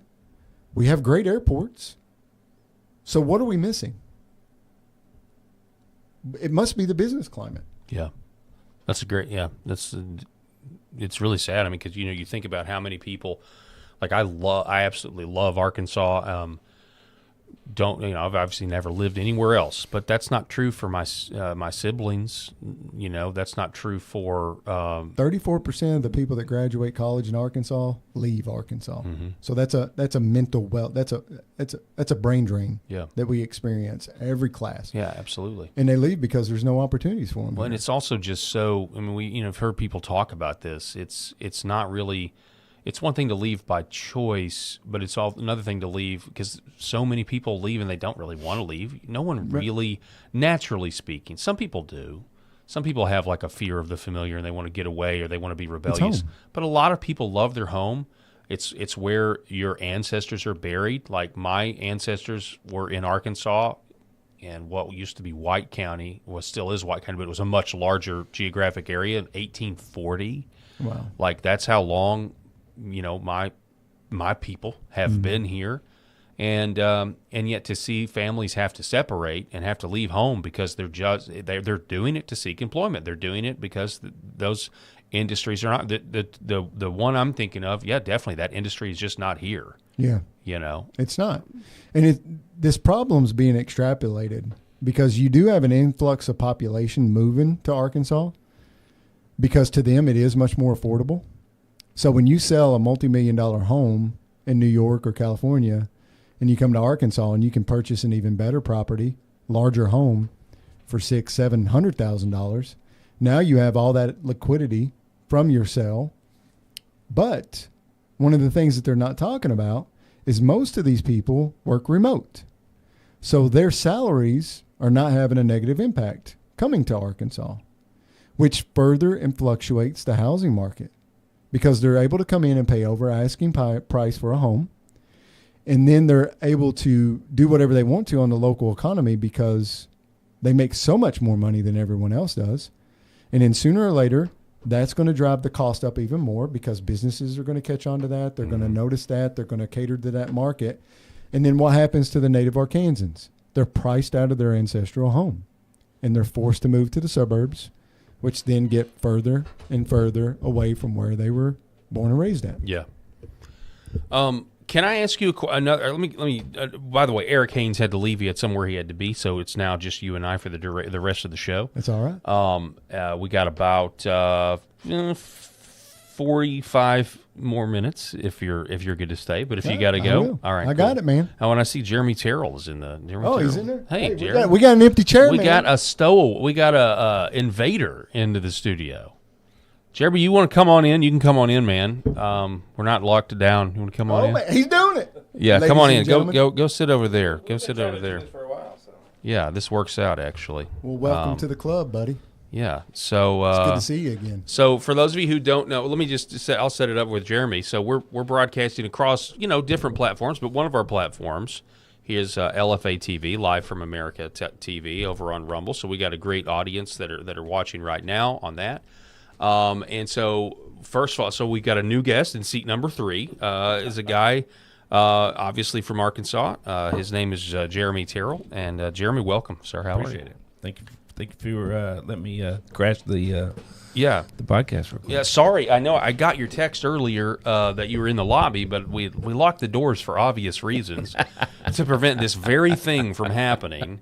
That's why we locked the door. I did come in the back. No, okay. But I got your text too. Sorry, I was just like, I didn't know what to do. I couldn't get up and leave. I guess we didn't have a break, but we were like, we didn't that take a guy. break. Yeah. And then he somehow snuck in and we had to quit talking about him. But tell just real quick, briefly, before we continue our discussion, tell everybody who you are, what you do, because I know you have the Pulse of Jonesboro, which is a Northeast Arkansas focused news. Yeah. We forgive me if I described it poorly. No, not at all. I ran for governor in 24. I mean, governor, mayor of Jonesboro in 24. Really, just because I saw some problems that we were having and had a good showing. Didn't win, obviously, but we definitely made some noise and decided that, man, I think that having a podcast for Jonesboro and Craighead, Northeast Arkansas would be fantastic, and looked into it, and here we are today. I mean, what's the name of your podcast? The Pulse of Jonesboro, and we have been pretty successful, especially over the last probably 4 months. Yeah, it really has taken off. It's just basically getting local accountability. Would that be a good way to describe it? Yeah, we just it's kind of like yourself. Identifying problems and then speaking them out loud, and that's basically what we do. We just really want to hold our local officials accountable. Which I think we need much more of. I think that's why we're in one of the positions that we're in, even nationally, is because we've lost a check on our local politics from the newspapers. They're all pretty much bought up by a large conglomerate, and they just print the same stories nationally, and nobody knows what's happening in their quorum court, their city councils, and all that stuff. And then they're passing all these crazy taxes and millages and regulations and stuff, and nobody knows about it because there's nowhere to get the information. Yeah, we really just saw, and this is not about me, but we really just saw that the city council and the JPs and stuff, they're great people. They don't.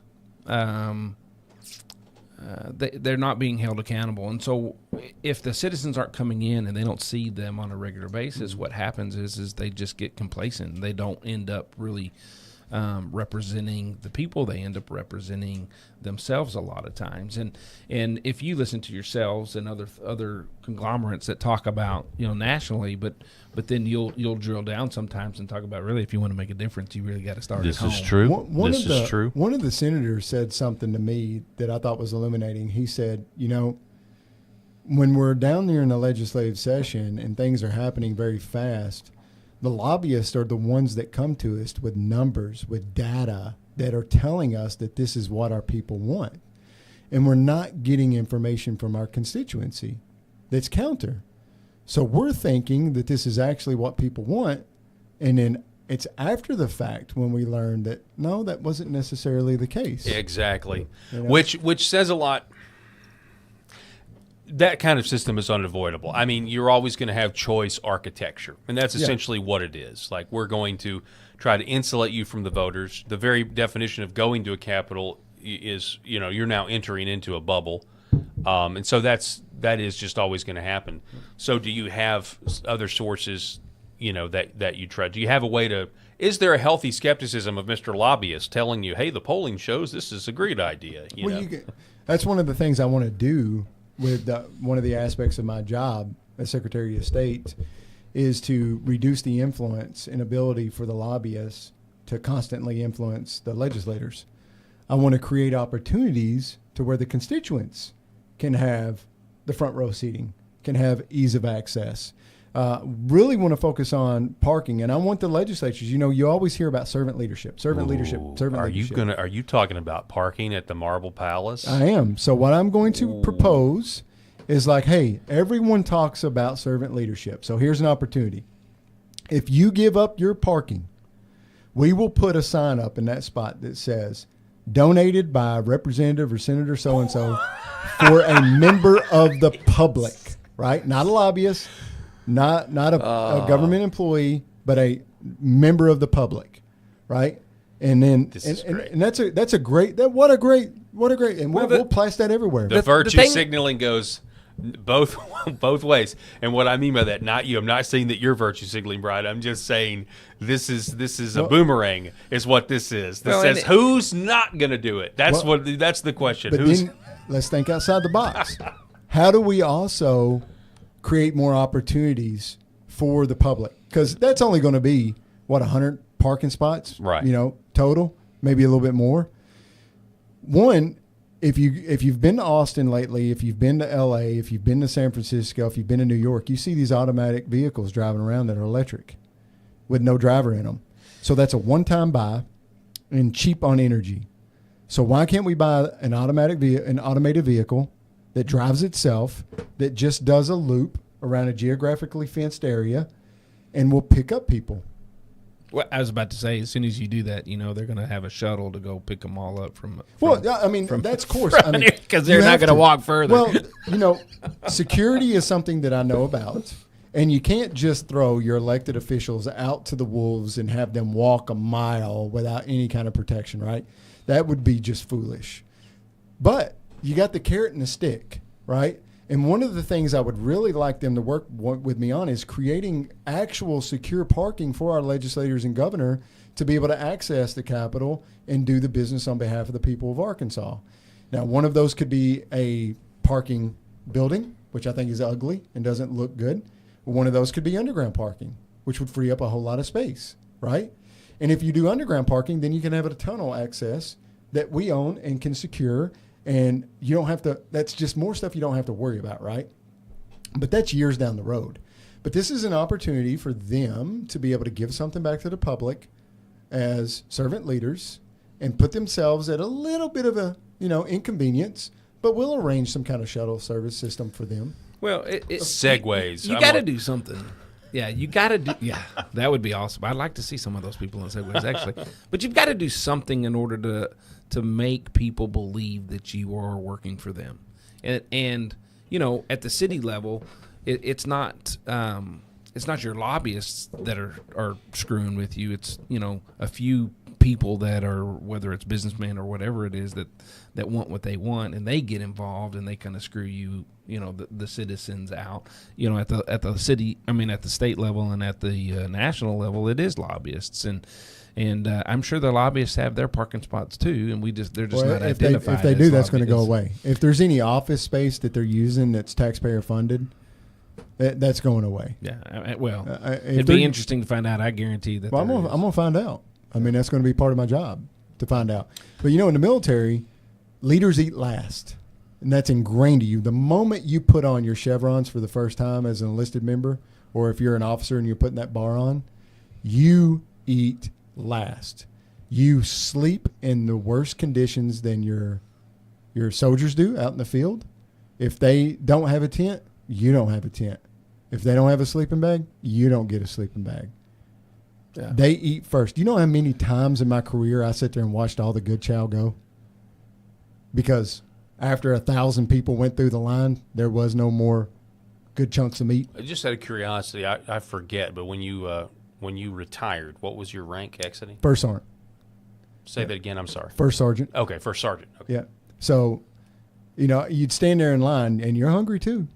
You know what I mean? and the MKTs come in, you can smell it, and you get everybody lined up, and you're just watching that dwindle and all the good stuff going, and then you get up. And that pretty much, if you're in a leadership position, that doesn't happen these days. I mean, we talked about it not too long ago, I think, when we got together recently, is if you look at what leadership looks like today, and if you Google it, and the answers that you get today are not what got us to where we're at, back in the 80s and the 90s. Yeah. Franklin Covey had a great it used to be the staple of what a leader is, and if you go and look and compare the two, it is, leaders eat last. It is, leaders serve the people underneath them.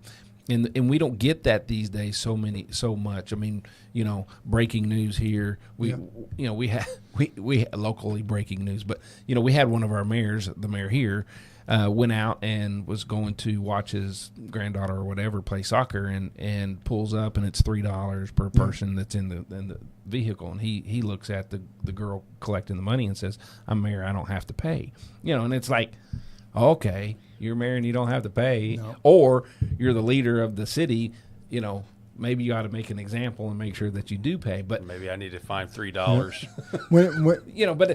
But that's the kind of leadership that doesn't exist these days, because it's tough. We've allowed it, and nobody is out there really holding it accountable, except for people like Paul and out there are really pushing to get people to do what's right. But even then they start to ignore it, and that's kind of what my thing is. Man, I don't really right, but I don't care what they say anymore. Let's just say it out loud, at a level that is so piercing that people start to say, "Well, wait a minute, these guys." Did Being you hear in what a he leadership said? Position is tough, man. And I'll refer back to my previous leadership positions. In order for me to get the PT that I needed in order to perform, I had to wake up early and do my own PT. But then I had to show up to my formation and make sure that they were doing PT the way that the Army wants them to do it, right? And then the majority of my day would be taking care of things that the soldiers needed me to take care of for them, and then attending meetings. And then instead of going to lunch, I would do the things that I needed to do to get caught up on, right? And then everybody starts coming back, and here's other little fires that's got to be put out and things that you got to focus on and work on for everyone else. And then at the end of the day, when everybody goes home, you stay. Yeah. And you make sure that all the things that's got to get done the way that they're supposed to get done. And then you go home at 8, 9 o'clock at night, and you wake back up again the next morning at 3:30, 4 o'clock in the morning and do it all over again. I think that's what Trump has really thrown everybody for a loop. And I think that it'll be interesting to see what happens when you get in, if you get in, when you get in. He doesn't like the word "if," Jeremy. I do know that. And people see the work ethic, because Trump is throwing everybody for a loop because he outworks everybody. He doesn't sleep. He outworks everybody, and then it makes a lot of people uncomfortable. And I think that's why a lot of people, on the right or left, are after him. But it's going to be interesting to see the dynamic in Washington, to have somebody that's actually, number one, putting in a massive amount of time, but two, doing it for the people, or doing the right thing because it's the right thing. Yeah, giving it. One of the things is people will see it as negative, too. But this is what I'm going to tell the people that work for me. And and there's a rumor going around that's saying I'm going to fire everybody. That's not true at all. What we will do is put the standard out. So when I first get in there, I want to understand the duties and roles of every position, and then we're going to put a performance metric against that, so that when you want a pay raise, I've got ammo to get you a pay raise. But if you just come to me and you say, I think I deserve a raise. Well, what have you done? I've done a lot. Okay, show me. But you can't show me how many phone calls you took. You can't show me how many emails you answered. You can't show me how many problems you've solved. You can't show me anything that you've done quantifiably. Then how can I justify giving you a raise? Please tell me you've seen the cult classic Office Space. Oh, yeah. Okay, so... But I mean, that's thinking, it. you'd be like, we're going to exactly define the it is roles you and do responsibilities of every position, and then we're going to create key performance indicators for those, and we're going to sit down and do a counseling session with them. This is what I expect of you, and then when I get done with all that, I'm going to hand them a sheet of paper and say, what do you expect of me as your leader? Write it down. Take some time. Take take a week, take 2 weeks. I want you to tell me what you expect of me as your Secretary of State, and then bring it back to me. Now we have our initial counseling session, and we both know what the standard is. I know what you expect of me, and you know what I expect of you. And we're going to do that for every position. And then a month later, you're going to get your initial one. And we're just going to figure out how you're doing, both of us. Am I meeting what you said you needed from me, and are you meeting what we agreed on? Okay, if not, how do we improve on that? It's not going to be derogatory. It's not going to be a negative mark on you. We got a learning period that we've got to overcome, right? And so we start making our adjustments, and then we'll do a 3-month. And by the 3-month, we should have a pretty good handle on what everybody expects and where we're going. Everybody's on the team. The vision is out there. The mission statement is out there. Everybody knows where we're going.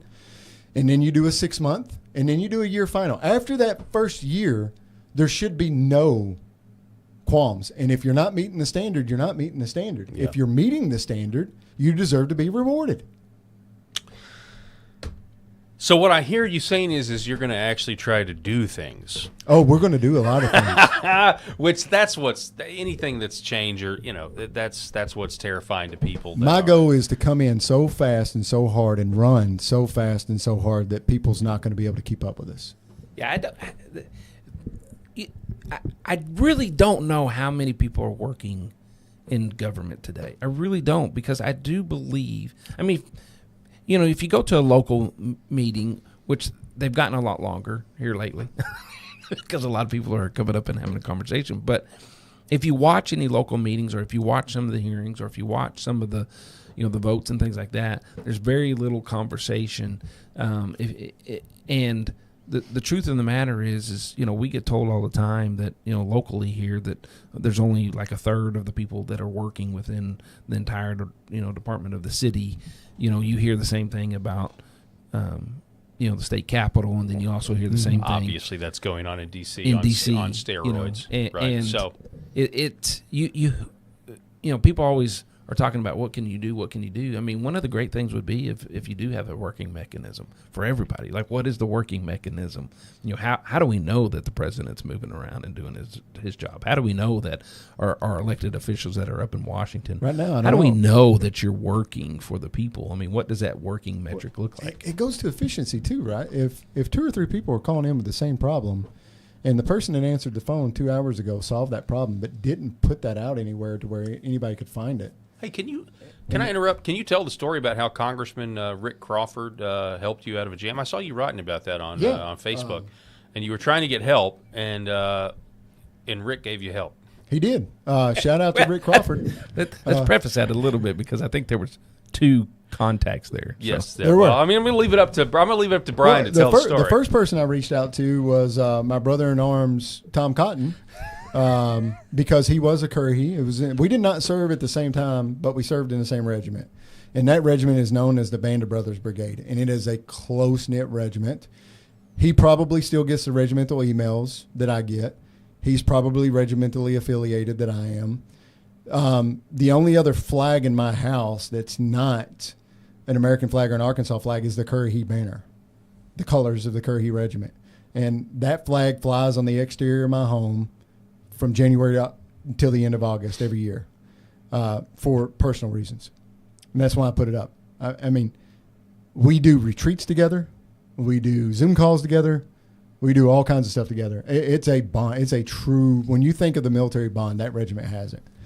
So I reached out to him and let him know, like, hey, I just retired, and all my household goods are busted, man. Like, everything showed up, and it's just destroyed. So it was a shipping problem. It was a shipping problem. Okay. And I called the Army, and when you retire, you actually don't have all of the resources that you would have on active duty. Like, if I was on active duty and I PCS and it happened, and I've dealt with people, thankfully I never had to deal with this before, but I helped soldiers in that situation. The command can make sure that restitution is made, right? I no longer have a commander. So I had to go through Little Rock Air Force Base, and he eventually just denied my claim. And there's a time limit on your ability to file a claim. So I'm running up against that. And I'm reaching out to Tom Cotton. I lay everything out. Well, his aide calls me and tells me, well, there's just nothing he can do. The Army is saying that it was the point of origin's problem, or the point of origin is saying that it's the point of destination's problem. The point of destination is saying that the point of origin did it, and the Army is saying that they gave the contract to them. And so you're just going to have to get an attorney and take it to court. Which is, you're literally, you just got home, you're Yeah. trying to get your life started again, civilian And my life, answer was, and all your stuff's busted. the Army signed the contract. I didn't. The Army took responsibility of that until I accepted it. I know the regulations. I filled out the paperwork. I did not accept approval of the shipment because of the condition of the shipment. So I am not accepting it because of the state that it's in. And she's like, well, there's nothing he can do. Okay. I said, okay. So then I reached out to Rick Crawford, and in less than 24 hours, he had me in contact with someone at the Department of Army Logistics, I believe it was, or it might have been Department of Defense Logistics. I don't remember which one it was. But that individual looked, he took one look and said, bro, we're going to send you a 10K check for emergency furnishings. Get your kids some beds, get you a couch and a recliner, something to sit on, get you a TV for some entertainment. And then we're going to go through, itemize everything. Wow. And if it's under 10K, it's a gift. If it's over 10K, then we'll make recompense and make you whole. Well, it was over, and they kept their word. You know, they assigned me a case officer. They went through everything, and I closed the loop back with Rick Crawford's office. And to me, it was absolutely, and that's twice that man has helped me out. The other one was an issue with the VA. So, you know, I don't like 100% of what Rick Crawford votes, but you're never going to like 100% of everything. Good luck finding that guy. When I call that man, he answers and he tries. And he's gotten me results twice. And, you know, I'm not the only one. I hear about him helping. When I'm going around and talking to people, that's what I hear all the time. They'll say, you know, he answered his phone and he tried. It didn't work out the way I wanted to, but I knew he tried. But most of the people say he got me success. Yeah, and he's one of the busier congressmen, too, because, I mean, he's on HIPSI. He's on the House Permanent Select. He's the chairman of HIPSI. One of the crazy things, a guy that's a Catholic that was going to church with me, Marcus, was trying to get his citizenship to come over during COVID, and everything was crazy. So one of the parishioners reached out to him to get support on his side, and within a couple of weeks, he had all of his stamps and everything approved and got to come over on a visa to work at Lyon College, you know? So from getting people over here to work in our universities, to helping a vet with the VA and getting his kids beds when the Army broke it, well, not the Army, but when the shipping company broke everything, I mean, dude does his job. Wow. And I'm thankful for him. Well, I just wanted to, you know, give you the opportunity to tell that story. So, and that did lead to some salty language. It is a pretty good story. I mean, because, you know, that's what you want your elected officials. Literally, bro. I was mad, and especially for those that serve our country. You know, you way too many times hear the opposite of that when it comes to the people the men and women that have served our country. All right, so I teased this at the beginning of the show, and we've got to go here. We've got to do this because this ties into another local story. I think you'll be able to figure out what it is. 42 years ago today, this is what many people, Jack Posobiec over on X says, Happy Gary Planche Day. Who is Gary Planche? Well, Gary Planche is the guy. Well, let's go ahead and click on that. I bet that'll give us a little bit more. So in 1984, an 11-year-old boy was kidnapped and sexually abused by his karate instructor. When the boy's father, Gary Planche, found out, he tracked down the kidnapper walking to his trial and shot him dead. Live on TV. He was convicted, but received no jail time. We're not going to play the video for you here, but you guys can check it out. It happened where there's the karate instructor there in red, and his dad ends up at a phone bank and stands up for his son. His son was, absolutely traumatized. Matter of fact, his son has talked about, you know, how proud he is of his dad after he grew up for standing up for him and doing what he thought best. And again, he was convicted, but received no jail time for killing his son's molester. And it's something that had been going on for a very, very long time. Enter this local story about Aaron Spencer. I think this certainly connects those dots. Aaron Spencer, of course, found his 13-year-old daughter was missing after her molester had been inexplicably let out on bond. And so his 13-year-old daughter had been essentially abducted in some way in the middle of the night. And so Aaron Spencer went and found them in a car. There was, according to reports, some sort of altercation, and Aaron Spencer killed his daughter's molester. And now he's on trial for, second-degree murder, I believe? So in the midst of being on trial for second-degree murder for killing a pedophile, the molester of his own daughter, Aaron Spencer decides to run for sheriff. And wouldn't you know, Aaron Spencer won. He won outright. Didn't just win the primary or head to a runoff. No, he won outright with 51% of the vote, or over 50 plus 1% of the vote. And now we get the prosecutor who is still pursuing this case, pursuing these charges. By the way, the sheriff who had a hand in building the case against him, that guy's lost. Okay, he's going to be leaving office. The guy who had a hand in bringing the charges, Aaron Spencer has defeated him in this election. And the trial, we're going to figure out when the trial is, sometime this week, as a matter of fact. So Aaron Spencer has now become a modern folk hero. He's now got folk hero status. But that's why you have prosecutors who are now saying, we don't live in the wild, wild west. This is from KATV, quoting the prosecutor in the case, saying this: do you really want to live in a society where people just go and kill somebody like the Wild West that you had when that went on? That's not how we operate these days. But in this office and all around Arkansas, the prosecutors just follow the law, no matter what the public opinion is. This according to prosecutor by the last name of Graham. Quote, because we have cases where public opinion is on the other side, where, they want to take somebody out and hang them. We don't operate like that. But no, we don't live in the Wild West, end quote. Obviously, this is totally different than doing a lynching or taking somebody out and hanging them. This was a guy who shouldn't have been out on the street in the first place, went and kidnapped a 13-year-old, and he found out, as the kids say. So I'm just curious, Bryan Norris. It's important for people, especially statewide candidates. Where are you at on this? Where are you at on this Lonoke County man, Aaron Spencer? Obviously, we're going to see what the state has on him evidence-wise, but I don't know if there's a jury in Arkansas that's going to convict this man. I can't imagine it. I can't either. I've gotten to know Aaron a little bit on the campaign trail. I campaigned in Lonoke County. Yeah. Obviously. Oh yeah.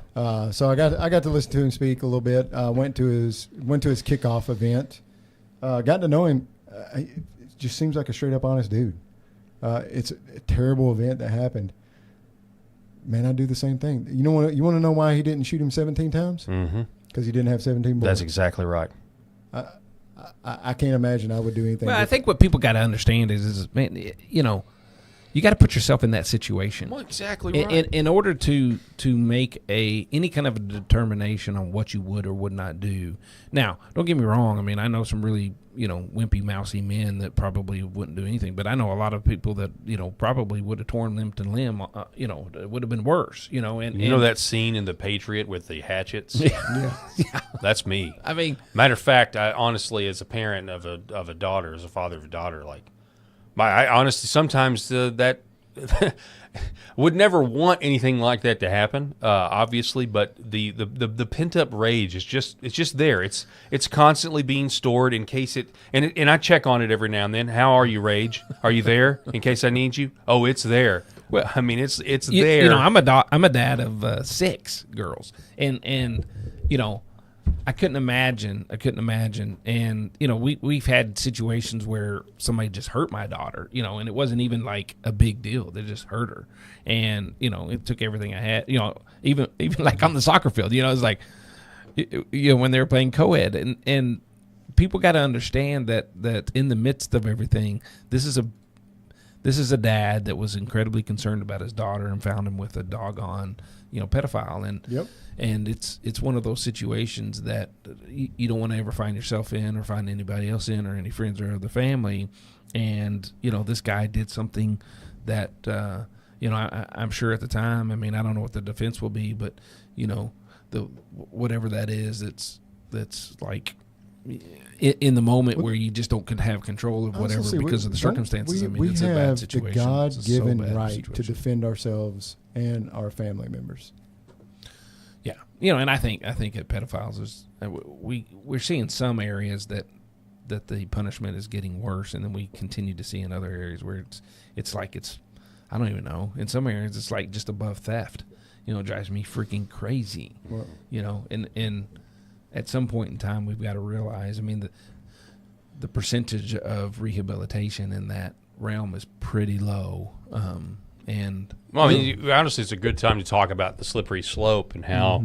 I mean, if you just look at the moral decline of our country, nobody is. There's no way we would be talking about the left labeling minor attracted people, minor attracted persons, if so many other social norms, you wouldn't be worried about transing kids and calling it health care if the biblical definition of marriage was the standard instead of whatever we say that it is now, which is not that, in terms of secular society. So it just gets worse and worse and worse. And you say, well, this is where it leads. It leads to justifying anything. It's all subjective based on what man wants, right?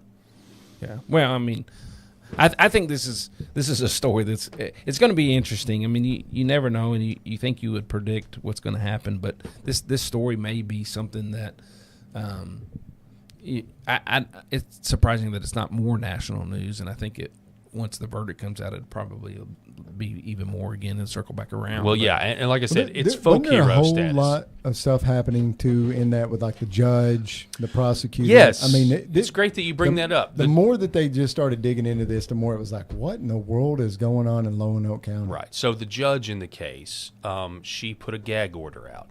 Now, Supreme Court overruled her, said you can't do that. You can't put such a restrictive gag order. So why did she put the gag order out? Well, I believe she put the gag order out because she was the one responsible for the pedophile being put back out on the street in the first place. So those are things we best not talk about. Then the Supreme Court had to step in again and remove her from the case because they thought this was just insane. Yep. Matter of fact, the gag order was so restrictive that the attorney for Aaron Spencer, when she was arguing in front of the Arkansas Supreme Court, said, "What I'm saying to you now, in arguing this appeal, is technically I'm in violation of her gag order." That's how restrictive it was, and so it was the whole thing is strange, and it's interesting to me how uncomfortable the majority of people are not uncomfortable with what happened. The majority of people are not uncomfortable with a father tracking down her daughter and her molester, however it happened exactly, but allegedly he lunged at him and he's gone. He's taken out of the equation. The majority of people are not worried about that. That seems to be fair, and it seems to be what a father should do to protect their loved one. It's only the people in government that are like, ew. It's only the people in government that have some sort of allergy to this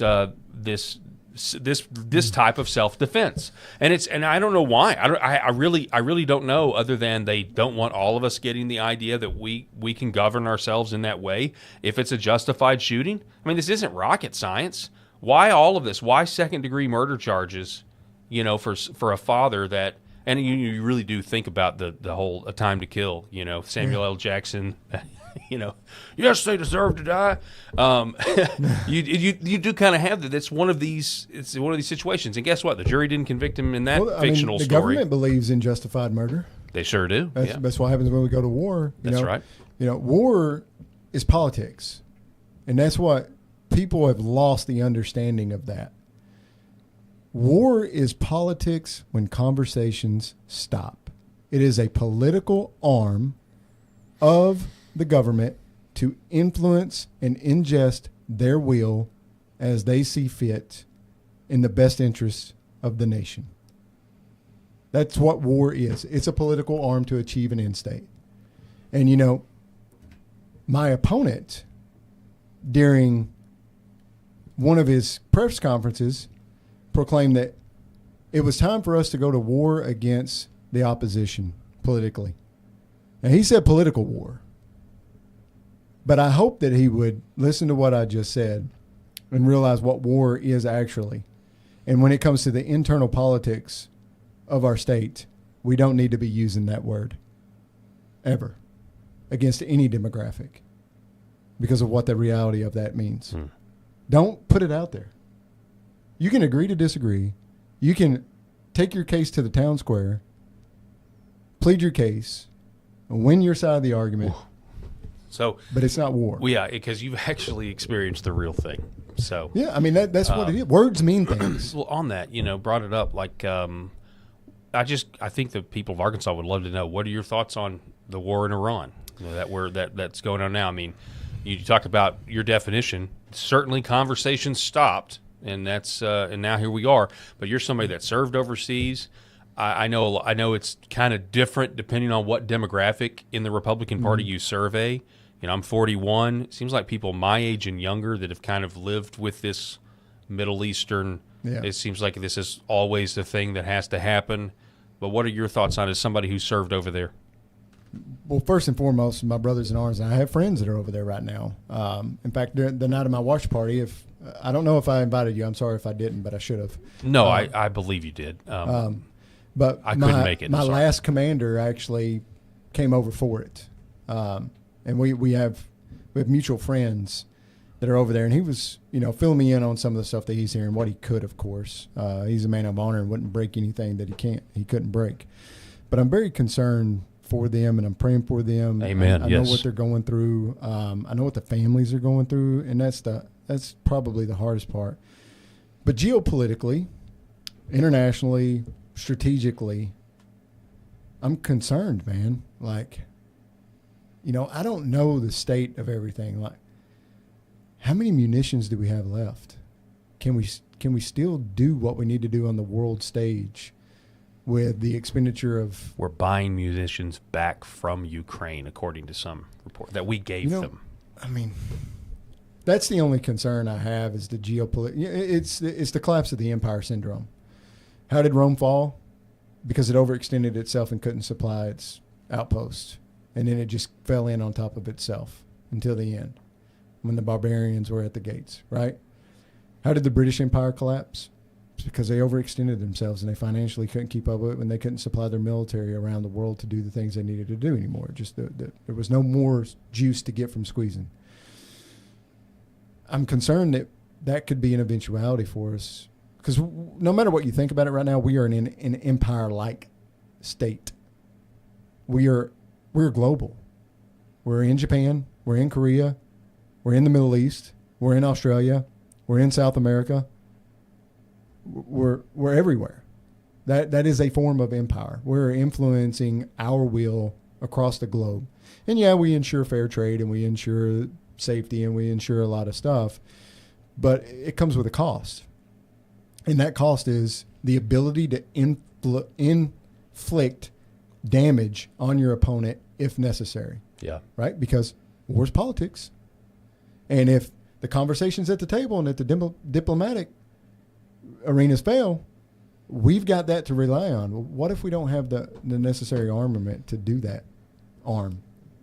We've got to pull back. So, hang on. I think that's definitely prudent.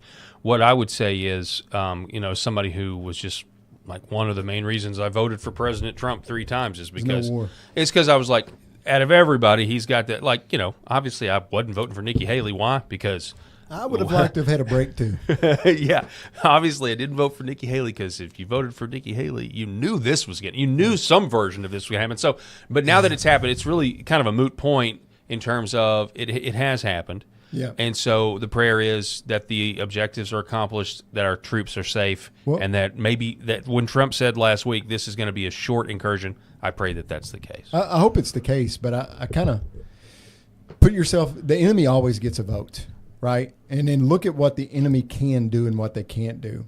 Well, right now they can't use their airfields. They can't do that. But they're still obviously able to launch missiles at an amazing rate, despite all we dropped more bombs on them than we did in Iraq when the shock and awe campaign happened there. So their ability to still launch the amount of missiles that they are is extremely impressive. But what else can they do when you think of asymmetric warfare and the positions that they're in? Are we going to see Toyota Hiluxes rigged up to where they can launch drones off of them that can fly to Israel? How do you target that? That's what I start thinking in the processes of what have we denied them and how far are they willing to go to continue operating, right? Yeah. They have Iran is probably one of the best naturally protected terrains on the planet. The entire the West is almost impassable. Yeah, with mountains. You got the seas and then you got and the the Strait of water. Hormuz right there that makes a natural choke point. You got all these advantages to the ground, right? So obviously landing and doing something that way is going to be very costly and very expensive. Can't But come over What mountains. could they do when we're gotta thinking go through outside sea. the box, right? If I was Iran, what I would do is I would have as many civilian cargo vessels that I could get my hands on. And then I would take as many of those containers as possible and convert them to easy open automatic drone deployment boxes. We And then saw that in Russia. I would float them across the ocean and get them within distance of the East Coast and West Coast and just open the containers and let them go. Well, Because warfare's changed, man. Oh yeah, Warfare has changed. Hang on. I hate to cut you off, Jeremy, but we only have just a couple of minutes No, before we no, got to no. wrap Go everything ahead. up. So I wanted to give Bryan Norris. So moving off of this, early voting is March 31st. Yep. Tell us Early when, voting is March 24th. I'm sorry, March 24th. The election, the runoff election, is March 31st. I want to give you the last word in case we don't talk to you again between now and then. I would love to, but Well, I'm going to do something that I haven't really done a whole lot on the campaign trails. I'm going to ask for some money. We are doing a campaign right now to get 1,000 people to give $1,000. You can't go to war without a war chest. And we need to get our message out to the average Arkansan across the state. And whether we like it or not, that takes money. So if you're of a position to where you're able to do that, you can go to bryannorris.org. That's BRYANNORRIS.org. And you can make a contribution there. Whatever you can do, if it's not $100, we'll be grateful and appreciate it. I think you can see from my previous campaign that I am a great steward of your contributions and your gifts to me, and I will continue doing that. But we've got to find a way to get past the noise that is being created and cut through that and let the average Arkansan hear our vision, hear our message, because that's what's going to win. That's what's won the primary, and that's why my opponent doesn't want to have that conversation. They want to say I'm radical left. They want to say I'm going to destroy the Constitution. They want to say I'm not pro-life. They want to talk about salty language. They want to talk about everything else but substance. Because I have been substantive this entire campaign, and I am going to deliver for the people of Arkansas if you will allow me. all right. Jeremy Terrell, we need to have you back on again at some point. Thank you so much. Appreciate Folks at the LFA TV audience, thank you so much for watching the show. And we're going to hand it off to Secret America. And God bless everybody after watching. We'll see you tomorrow.